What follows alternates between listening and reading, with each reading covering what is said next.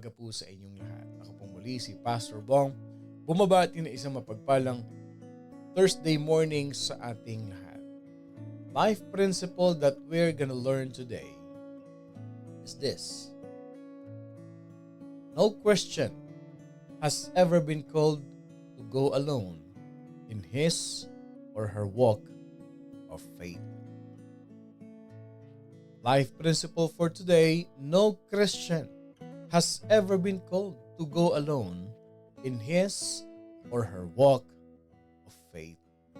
Wala daw pong isang Kristiyano o anak ng Diyos na kanyang tinawag upang lumakad mag-isa sa kanyang pananampalataya. Alam niyo, ang sarap pakinggan ng ganyan, ano? It really encourage us, inspire us na hindi pala ako nag-iisa. Hindi pala ako tinawag ng Panginoon Diyos upang ako'y lumakad mag-isa sa aking pananampalataya. Totoo yan. Isa na dyan na patotoo, one of the testimony of that, a living testimony of that, is the morning devotion. Hindi tayo nag-iisa tuwing umaga. Nakikita ba ninyo? How many of us now, our family is growing? At kung mapapansin ninyo, you know each other.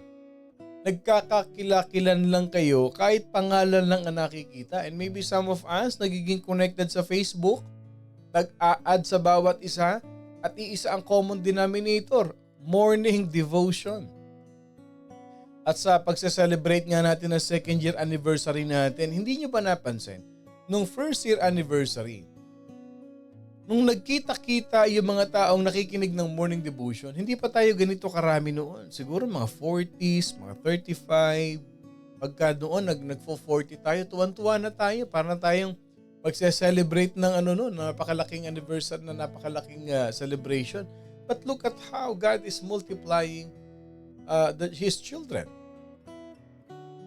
Hindi ka nag-iisa tuwing umaga. Yung mga pangalan na nakikita mo na yan, para bang hinahanap-hanap mo na sila every morning. Pag meron kang hindi nakita, nasaan kaya si ganun? Nasaan kaya si ganyan? Why? Isa lang ang nagbubuklod sa atin. Ang salita ng Diyos. Ang salita ng Diyos. Hindi niyo ba napansin? Pag inuna mo si Lord, your family is growing. Nakikilala mo sila, ikaw pala si ganun, ikaw pala si ganyan, ikaw pala si ganun. And then, para bang there is something na ang tagal nyo na magkakakilala. Ilan sa atin dito makakapagpatotoo dyan na ito, magkakaroon tayo ng second year anniversary ng morning devotion. I believe in my heart, pagka nagkayo nagkita-kita ulit, uy, ikaw pala si Elma, uy, ikaw pala si Jimmy, ikaw pala si Sister Carol. Para bang there is something in you na meron na kayong foundation. Ano yun? Word of God. No Christian has ever been called to go alone in his or her walk of faith. Hindi ka pwedeng nag-iisa. Hindi ka tinawag ni Lord para mag-isa. Ano ang ating foundational verse? Makinig kayo, mga kapatid. O i-highlight natin ito sa ating mga Bibles kung meron tayong Bible dyan. Okay? Hebrews chapter 10, 24 to 25. Hebrews 10:24 to 25. And let us consider one another in order to stir up love and good works, not forsaking the assembling of ourselves together, as is the manner of some, but exhorting one another. And so much the more as you see the day approaching. Hebrews 10:24 to 25. And let us consider one another in order to stir up love and good works, not forsaking the assembling of ourselves together, as is the manner of some, but exhorting one another. And so much the more as you see the days approaching. Ang linaw ng sabi sa atin ng Bible. Consider one another. This is what we do in morning devotion. We are considering, we are valuing, we are giving importance, and we love one another here sa morning devotion. Kaya nga hindi pa pag may birthdays, lahat bumabati. Pag may namatayan, lahat nagko-condolence. At para bang pag may namatayan sa ating mga ka-morning ka-MDF, o ayan, ka-MDF natin, ka-morning devotion family natin, para bang ang lungkot natin. Kasi yun yung tinatawag nating stirring up love and good works. Biblical ba yung ginagawa natin? Of course. Ano sabi ng 25? Not forsaking the assembling of ourselves together. Yung unahin mo lang si Lord sa tuwing umaga, ito na yun, nagkakaisa tayo, nagsasama-sama tayo. Nasa loob ng isang oras, na lumalampas nga tayo, but the Word of God still same, na 40-45 minutes. Ito yung we assemble ourselves together, as is the manner of some. Ano ginagawa natin? Exhorting one another. Okay, basahin natin yung Tagalog ha. Sikapin nating gisingin ang damdamin ng bawat isa sa pagmamahal sa kapwa at sa paggawa ng mabuti. Huwag nating kaliligtaan ang pagdalo sa ating mga pagtitipon, gaya ng nakasanayan ng iba. Sa halip, palakasin natin ang loob ng isa't isa, lalo na ngayong nakikita nating malapit na ang araw ng Panginoon. Ano ang background? Saan ang galing yung author ng Hebrews? Ito yung ating tatalakayin ngayon. This is what we're gonna discuss today. The writer of Hebrews knew that his audience is made up of mainly of Jewish believers. Okay, tandaan natin, ang mga Jewish believers, they have what we call that Judaism. Okay? Judaism ang kanilang paniniwala.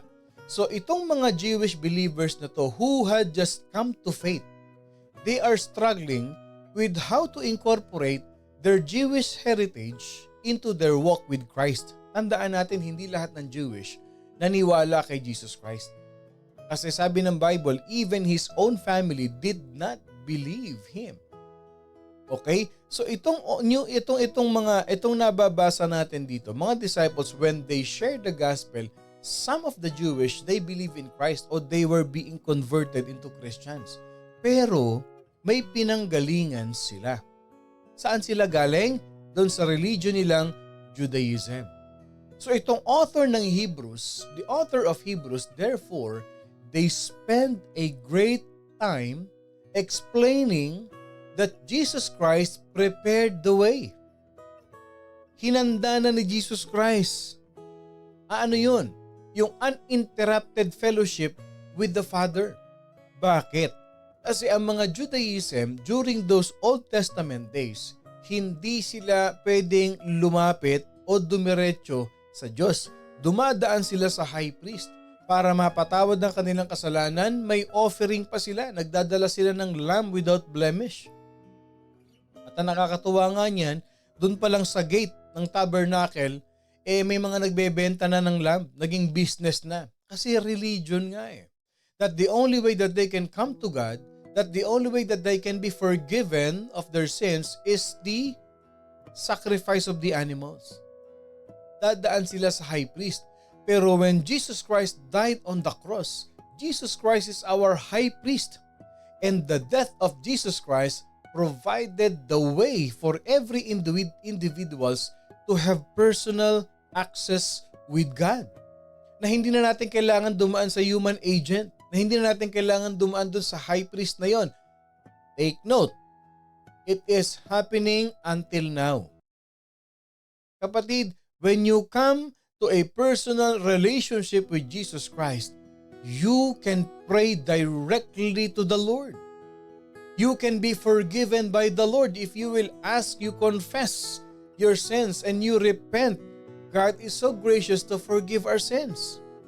Hindi na natin kailangan pumunta kung saan, pumasok sa maliit na kwarto, buksan ang maliit na bintana at humingi ng tawad, i-declare natin yung mga kasalanan natin at sinasabi niya, umayo ka, ang kasalanan mo'y pinatawad na. Hindi, ikaw mismo.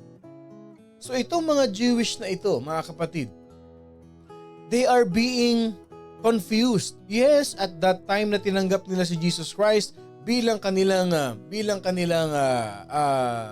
Lord and personal Savior, pero naghahalo pa rin yung kanilang kostumbre, yung kanilang religion na Judaism.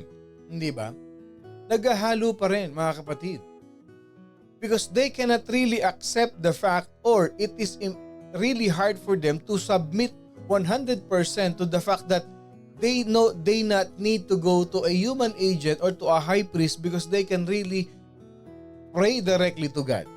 And at times, this principle was very difficult for the Jewish Christians to accept.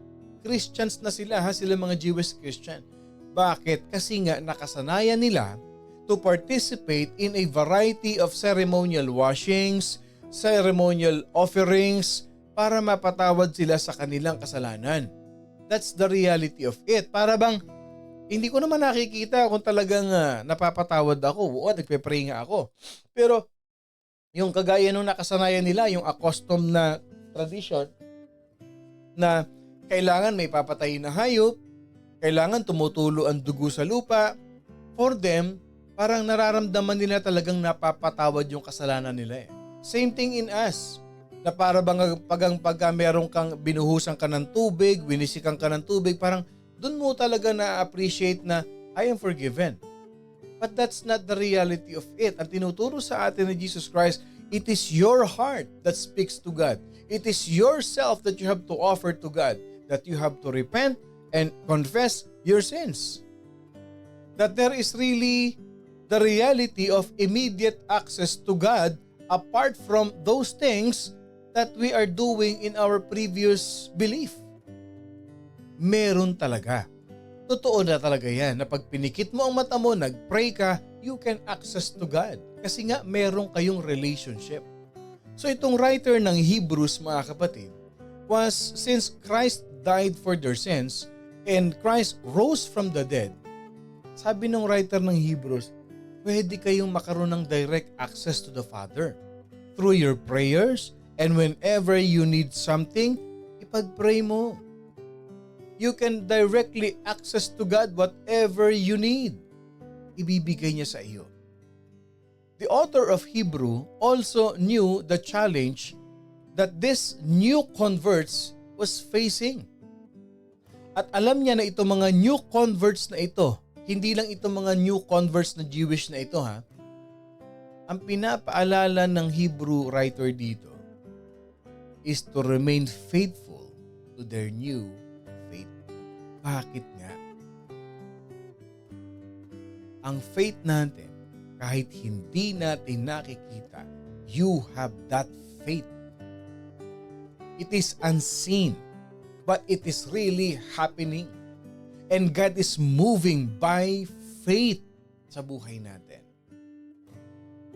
Ang nangyari kasi sa religion, may ritual, may ginagawa, may visual aids. Kaya sa parang convincing talaga na, ayun, tumulo na yung dugo. Okay, pinatawad na tayo. Namatay na yung hayop. Ay, salamat. Pumasok na tayo sa maliit na kwarto. Paglabas natin, wow, ang sarap ng feeling. I am forgiven. Kahit nandoon ka lang sa bahay mo. Wherever you are. Lalo pa nga pag nagwo-worship ka kay Lord. Humingi ka ng tawad kay Lord. When you feel the presence of the Holy Spirit move in your life, manifest in your life, that is enough. Alam mo yung presence ni Lord, tinanggap mo. Naramdaman mo yung presence ni Lord sa buhay mo. Kaya anong sabi ng author ng Hebrews? Balik tayo ng isang verse sa Hebrews 10:23. Hold fast without wavering. Bakit? Kasi itong bagong converts na ito, bagong mananampalataya, magkakaroon ito ng challenges para sa kanilang faith.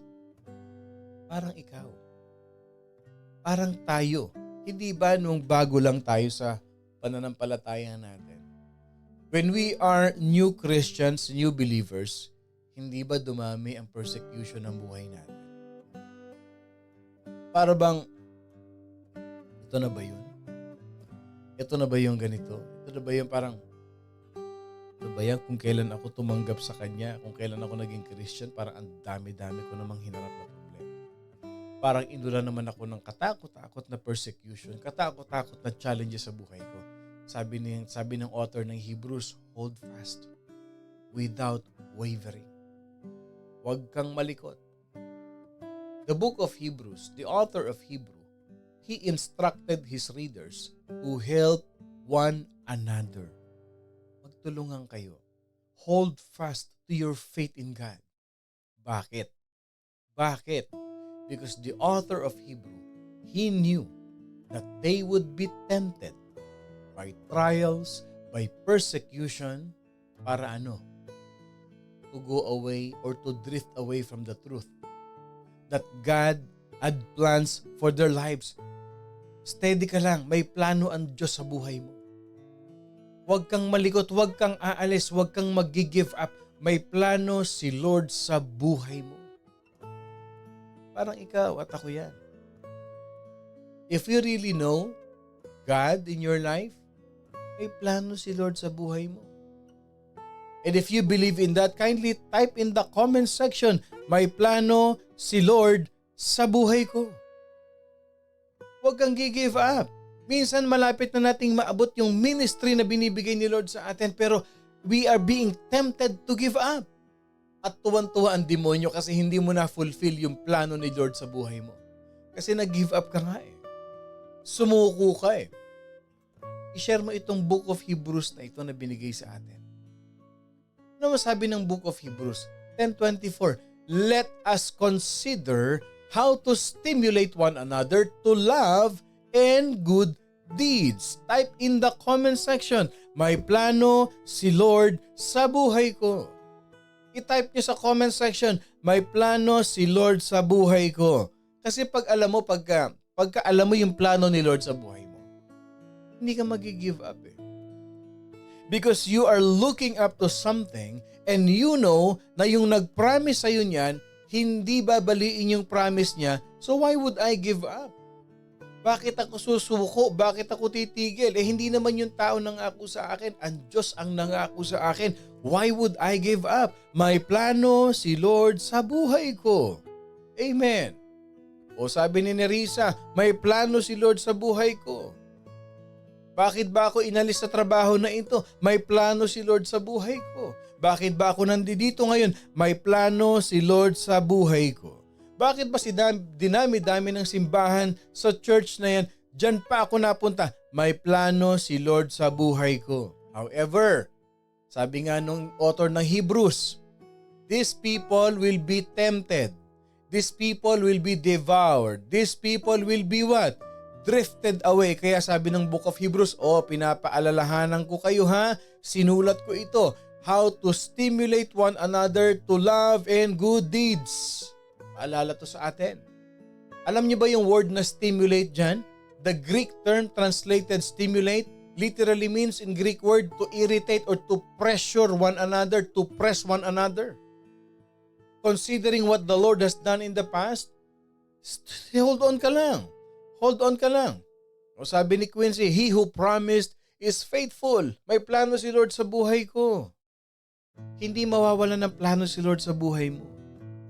Ikaw, mauubos lang ang plano mo pero si Lord hindi. Ikaw yung plano mo hindi mangyayari pero ang plano ni Lord mangyayari talaga sa buhay mo.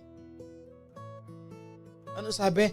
Let us consider how to stimulate, how to press on to one another. Press on to one another. Importante yun mga kapatid. Our God is faithful. Our God will never abandon the work of His hands. Sa tingin mo ba tinawag ka ni Lord for nothing? Tinawag ka ni Lord for you to become someone. And God has called you to have something in your life. Tandaan natin, we are His creations. And when we encounter difficulty, when we encounter frustrations, when we encounter sorrow, when we encounter rejection, when we encounter any other distress, we can know without doubt that God will provide. That God will provide His wisdom. And God will provide His resources that we need. And even in times of joy, even in times of happiness, He is blessing us with what? Happiness and contentment. In essence, mga kapatid, let's dive deeper to this.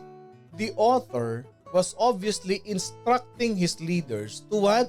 To spur one another along. Ano ibig sabihin nun? Magtulungan, magpalakasan. To refuse to become trapped, to refuse to become indwelling of the negativities. Yun yung nagpapalakasan.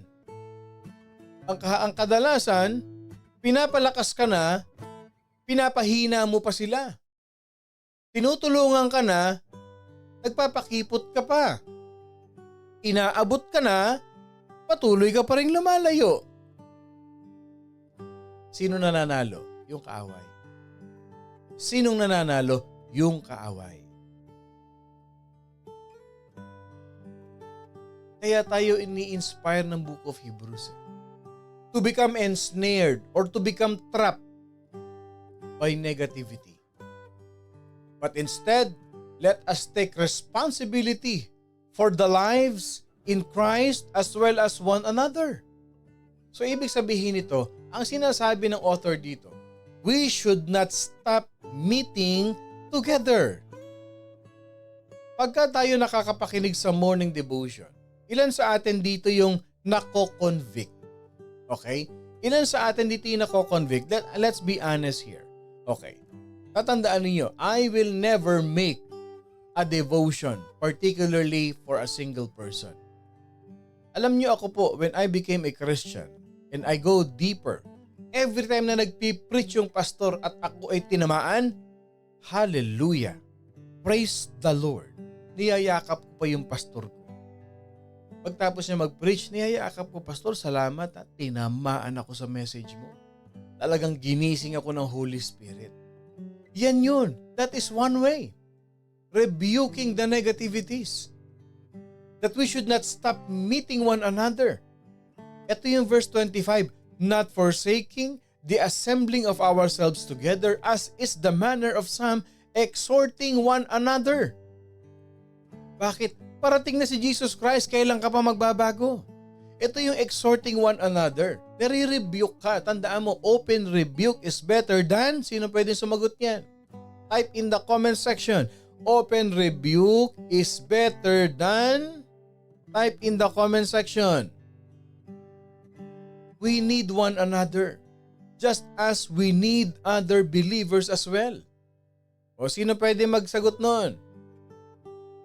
Open rebuke is better than, kaya pag itinutuwid ng pastor, itinatama ng leader, itinatama ng prayer partner, pag nire-rebuke into something, nire-rebuke into someone, it's not to embarrass you, it's not to humiliate you, it is to help you, exhorting one another. O, hidden love, secret love. Amen. Kay Tito Manny, kay Sister Lisa. Open rebuke is better than hidden love or secret love. Yan yung exhorting one another. Ano ba ibig sabihin ng exhorting? Exhortation, encouragement. Encouragement. Yun yung mag-exhort ka nga nung verse na yan, i-encourage mo nga kami nung verse na yan. Yan yung exhortation. Sino nagbigay ng exhortation? Sino nagbigay ng encouragement? Yun yun. And rebuking a spirit is an encouragement. Kapatid, wag ganyan. Hindi tama yung attitude mo na yan. Kailangan natin ng bawat isa. Kung hindi ka itatama ng kapatid mo, sino magtatama sa iyo? Sige nga.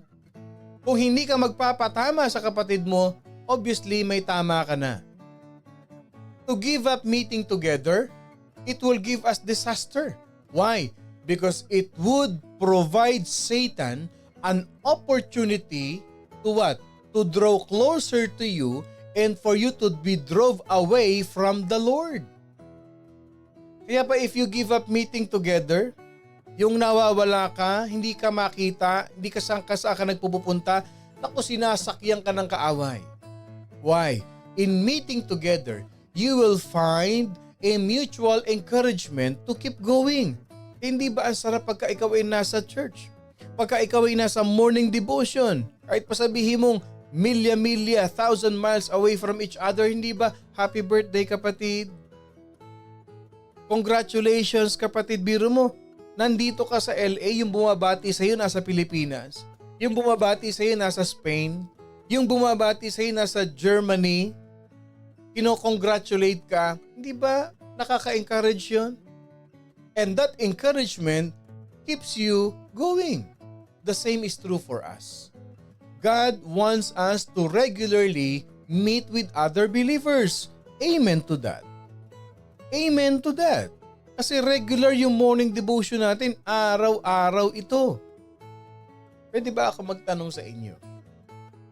Ilan sa inyo ang nami-miss yung morning devotion at nakakalimutan natin Sabado wala palang morning devotion? Can I see an honest answer? Meron ba dito yung parang hinahanap-hanap nyo na yung morning devotion? Meron ba? Pa-encourage naman. Pa-encourage naman. Ilan sa atin dito yung hinahanap-hanap nyo na yung morning devotion? Yung para bang kulang ang araw ko kasi walang morning devotion. Yung pagising mo ng umaga, alas 8 na wala pa si Pastor Bong. Wala pang morning devotion. Ay, nakalimutan ko, Sabado pala. Sino pwedeng mang-encourage dyan? Sige nga. Sabi ni Doc, kulang ang araw pag walang morning devotion. Salamat kapatid, salamat. Sabi ni Ate Marisa, amen. Ako yan, totoo ba? Salamat sa inyo ha, nakaka-encourage talaga kayo. Na-encourage ako. Me po, Pastor. Amen. Because He wants His people in His church to meet with other believers regularly. Kung meron nga lang Facebook nung panahon ni Paul, bakit siguro libo-libo rin ang viewers niya? But alam nyo, many believers, they don't take this will of God seriously. Bakit? Kasi hindi nila alam kung ano ang dahilan, bakit ba gusto ni Lord na nagkikita-kita, nagkakasama-sama tayo palagi. Yung physical, sometimes yung ganito online, bakit? Sabi nila kasi, hindi ko naman kailangang pumunta sa church. I can worship God at home. Meron na ba kayo na-invite na ganyan? Hindi na, kahit sa bahay lang, pwede naman ako manalangin sa Panginoon eh. Alam niyo, mayroon ba kayo sama ka sa church namin? Hindi na, kahit nasaan ako, pwede ako mag-worship. Pwede ako mag-pray kay Lord kahit nasaan ako kasi ang Diyos naman kahit saan. Teka muna. Many believers believe that the very reason why we meet together is to worship. And understandably naman yan. Okay, para mag-worship kaya nagmi-meet tayo together. After all, ang tawag nga natin dyan, worship service. Makinig kayo mabuti ha. If worship is the only reason that we are commanded to meet, okay? Kung worship lang, taas ang kamay, aawit, kung yun lang ang very reason bakit kailangan natin magkita-kita, those who claim that they can worship at home, they can have a strong argument. Patitibayin na yan. Bakit ba tayo nagkikita-kita? Para mag-worship, para itaas ang kamay, para umiyak, pumalakpak. Pwede naman ako sa bahay, umiyak, pumalakpak mag-isa. Kahit ano sabihin nila, ako'y nababaliw. But remember this, worship is not the very reason, nor is it so that we can be taught God's truth. Bakit? Tinan nyo ha? Bakit ako pupunta sa church? Para makinig ng salita ng Diyos? Ganito na lang. Okay. Paano kung buksan ko yung radyo ko? O mag-play ako ng DVD o CD na merong Word of God? Tapos mag-play ako ng music, itaas kong kamay ko, ipalakpak ko, ipadya ko yung mga paa ko, di pwede ko rin gawin sa bahay. On the surface, it seems that anything we can do at church, we can also do at home. Tama? But the question is this, why go to church? Why go to church? The writer of Hebrew obviously saying, it is for us to safeguard. It is for us to be guarded against drifting. Church, we are the body of Christ. And when we are with other believers, we are doing what comes naturally and what we will do for eternity. Preparation itong ginagawa natin sa lupa kasi pagdating natin sa langit, we're gonna worship with other believers as well. Preparation to sa eternity, being together in the presence of the Lord. We make up the church and together we provide strength for one another. Through what? Prayer, through fellowship, through encouragement. Pag nagpupunta ka sa church, may hahawak ng kamay mo. Kapatid, can I pray for you? Pag nagpa-altar call si pastor, praying for one another, yakapin mo yung katabi mo, sabihin mo, kaya natin to. Yakapin mo yung katabi mo, find a prayer partner, find a person to pray for that you want to encourage. O kung mag-isa ka sa bahay, sige nga. Tapos to nag-emote-emote ka. Who will pray for you? Ginagamit ni Lord ang buhay mo. In what way? In a ways that we never know. Ginagamit ni Lord ang buhay mo in the atmosphere. Ginagamit ni Lord ang buhay mo in worship. Ginagamit ni Lord ang buhay mo in fellowship in God's house. Then we discover that we are not alone. Why? Whenever we hear others talk about how the Lord has miraculously provided for them, di ba na-encourage ka? Na-encourage ka? Pag naririnig mo sa kapatiran, ay ganun ba nangyari sa kanya? Grabe, no? Ang tindi pala, no? Just like the other day, I was talking to one of our brethren. Sabi niya, Pastor, wala na akong kapera-pera talaga. Yung anak ko magbabayad ng school. Kung hindi siya makakabayad, hindi siya gagraduate. Sabi niya, nung humingi ng pera yung anak niya sa kanya, sabi niya, bukas babayaran natin yan. Wala pa siyang pera doon. Yung faith niya talaga malakas talaga. Dumating ang kinabukasan. Sabi niya, wala na talaga. I believe in my heart. All of a sudden, biglang nag-text yung kanyang boss. Binigyan siya ng advance. Hindi lang sapat yung pinadala, eksakto rin sa kailangan niya, may sobra pa. Sinishare niya sa akin. Sinishare ko sa inyo. Sinishare ko sa inyo. Eh kung wala ka sa morning devotion, hindi mo maririnig yun. Ano maririnig mo? TikTok, reel, story, paano gumawa ng pancake, paano magluto ng ganito, paano magtimpla ng pandesal. Hindi ka ma-encourage doon, maglalaway ka lang, gugutom ka lang. Ito yun not giving up one another. One may describe the pain that he has suffered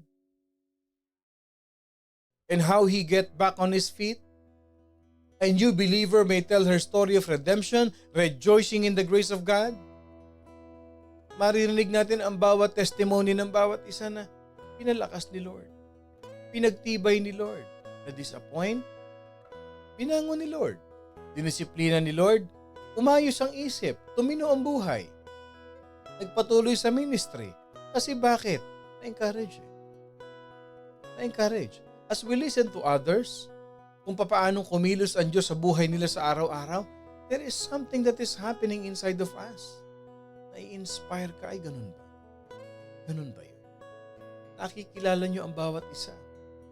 Ano nangyayari sa atin? Nade-develop yung ating faithfulness. At mas lalo nating pinipraise the Lord sa buhay natin. Yung accountability, yung encouragement na nararamdaman natin sa loob ng simbahan, it anchors us o pinagtitibay tayo niyan against the tides of life. Pinatitibay tayo sa bagyo ng buhay. Na gusto tayong bagyuhin. Na gusto tayong itaboy palabas. Na gusto tayong ilayo. Kaya sabi ng Book of Hebrews, not giving up. Not giving up meeting together. Alam nyo, to neglect the regular assembly of fellow Christians is to miss out on this essential element in the development of our faith. That's true. Pag nawawala tayo, na itataboy tayo ng bagyo, alam mo nangyayari sa atin, yung pananampalataya natin humihina. Alam niyo kung bakit? Ine-entertain ninyo yung negativities. Na kahit pa nga anong gawin ng mga kapatid, para bang andito na. Ayoko na. Tapos ng istorya. You are missing out the essential element in development of our faith. Throughout the Bible, mga kapatid, we can find that one of God's principles desires is to have a close relationship with each and every one of us. Yan ang gusto ni Lord. And what is it? How to do that? by becoming active in a local church. Kasi when you become active in a local church, may cell group ka, may small group, may Bible study group, you are developing relationship with them. Binabantayan mo yung sarili mo na hindi ka na magkakasala. May nagpapaalala sa'yo, ayan ka na naman ha, magkakasala ka na naman. Natetempt ka na naman gumawa ng mali. Natetempt ka na naman na humakbang ka na naman sa kasalanan. Kung wala kang fellowship with one another, di tuloy-tuloy ka pa rin. Wala naman nakakakita, di man ako nakikita ni pastor. Sige lang, todo lang yan. Sa linggo, hugasan natin. Hindi ganoon Against what? You will miss out in everything that God has for you. Your participation in a body of other believers, it will guard your personal fellowship with God. Remember, when you drift away from the family of God, it is only a matter of time until you drift away from the fellowship with God. Pag lumayo ka na sa family of God, minuto lang yan, you will drift away from the fellowship with God. So ibig sabihin nito, yung regular church attendance natin should never be viewed as something you do to gain God's favor. Hindi. We are not saved by good works. Instead, it should provide yung tinatawag nating necessary ingredients para sa ating spiritual growth. Huwag mo isipin na active naman ako dyan Yung favor ni Lord bibigay sa akin. Not by works. Pero isa yon sa ingredients para mag-grow tayo spiritually. So make sure that the church you attend teaches the Word of God without compromising His truth. Kaya sabi ko sa inyo, pag ako nagturo dito na kino-compromise ko na ang katotohanan ng Biblia, wag na kayong makinig kay Pastor Bong. Kung kulto na yung tinuturo ni Pastor Bong, umalis na kayo sa church ni Pastor Bong. Umalis na kayo sa church na pinapastoran ko. I recommend you to visit another church if I am compromising the Word of God. You find one that accurately teaches the principles in Scripture. Pero ito naman sasabihin ko sa iyo. If you are attending a local church, I'll tell you this. If you are attending a local church and the pastor is teaching the Word of God, compromising the truth of the Bible, sinasabi ko sa inyo, umalis na kayo dyan. Umalis na kayo. Kasi pag kinompromise mo ang katotohanan ng salita ng Diyos, you are compromising the love of God. You are compromising the forgiveness of God. You are compromising the grace of God. Yes, remember that you also have a responsibility to actively use your spiritual gifts for the benefit of other believers. Kaya pag may nagturo, parang mali yata yung tinuro ni pastor na yun. Parang hindi yata tama. Tama, parang mali yung sinabi niya ron about doon sa truth about doon sa grace ni Lord. Yung truth about doon sa forgiveness ni Lord. Yung truth about sa salvation, parang mali yata. I-rebuke ninyo. Tanungin ninyo. Church, remember this. It is our responsibility. You have a responsibility to me. Pag mali ang tinuro ko dito, i-message nyo ko, Pastor, mali yung tinuro mo. Yan ang fellowship with one another. Hindi porket pastor ako, ama palagi. Pag nagkamali, i-rebuke ninyo ako. I will be so boldly to accept the truth kung mali ako talaga. Because that is what the book of Hebrews, the author of Hebrews wants us to have. Exhorting with one another, encouraging one another. Hindi nagsisiraan. Nag-encourage ang bawat isa. Remember, it is our responsibility to one another. Tandaan natin, Christ prepared the way for uninterrupted fellowship with the Father. So your participation in a local church, it protects your personal fellowship with God. Ano yung ating life principle for today? Sige nga, sinong pwede mag-type dyan? Anong life principle natin for today? Ayan na, nagtatype na. No Christian has ever been called to go alone in his or her walk of faith. Bilang pastor, bilang nakikinig, we are responsible with each other. Hindi tayo pwede maglakad mag-isa. We need the fellowship the love, the care, and support one another. Ang tawag dyan, family. Ang tawag dyan, church family. Ang tawag dyan, morning devotion family. Kaya love na love ko kayo. Love na love ko kayo. Because we are one family. At pag ang tatay nagsermon sa mga anak, it is for the benefit of the children. Not to humiliate, not to insult, but for us to change, for us to be awakened, for us to become a better person. Speaker lang ako ni Lord. Ang tinuturo ko yung salita niya. I hope and pray that all of us has learned a very powerful lesson today, that we do not go alone. We need one another. Magandang umaga pong muli sa inyong lahat. Ako pong muli si Pastor Bong, bumabati ng isang mapagpalang Thursday morning sa ating lahat. Laging tatandaan, not giving up, meeting with one another. Our fellowship is the basis and the truth of how we love each other, because we love God. At wag na wag kakalimutan, mga kapatid, we are blessed by God. I love you all with the love of the Lord.